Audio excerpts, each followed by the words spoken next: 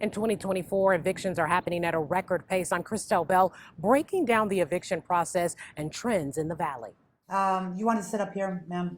A new case underway. Do you swear or affirm the testimony you give will be the truth, the whole truth? Yes. One of more than a dozen on the afternoon schedule for Judge Anna Huberman, presiding over eviction cases in her South Phoenix courtroom. Seems like every month we keep surpassing the number of filings. In July, more than 7,900 new eviction cases were filed in Maricopa County. That's the third highest ever. More than 50,000 cases have been filed so far this year. Judge Huberman says when pandemic protections ended, courts didn't see the massive number of eviction filings some expected. Instead, it's been a slow, gradual increase, but that slow rise still startling, with filings up 21% in 2023 compared to pre-pandemic 2019.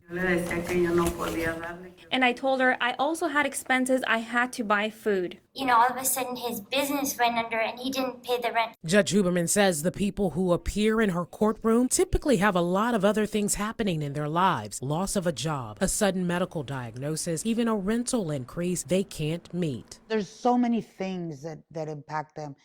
You know, I just try to make it as empathetic as I can with them. Most people don't know how the eviction process works until they're suddenly thrust into it. And at that point, you're up against the clock, and sometimes it's too late. Look, I understand that these situations are very difficult and that the law doesn't give you much time to move out. I cannot change those timelines.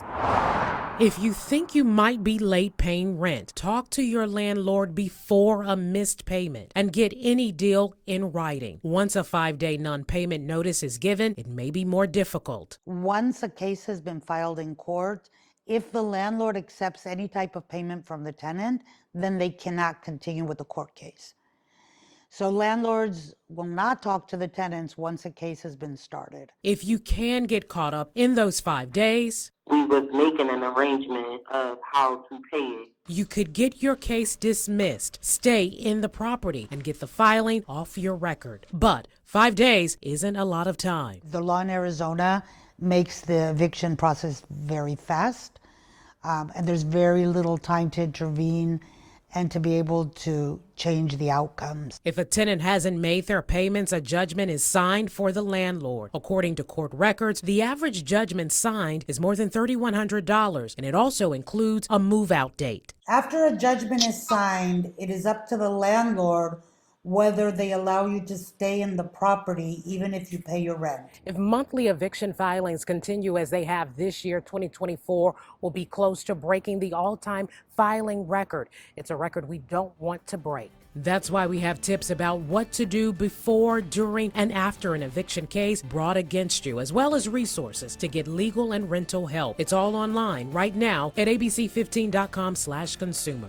I'm Christelle Bell. Got a consumer problem? Let ABC 15 know.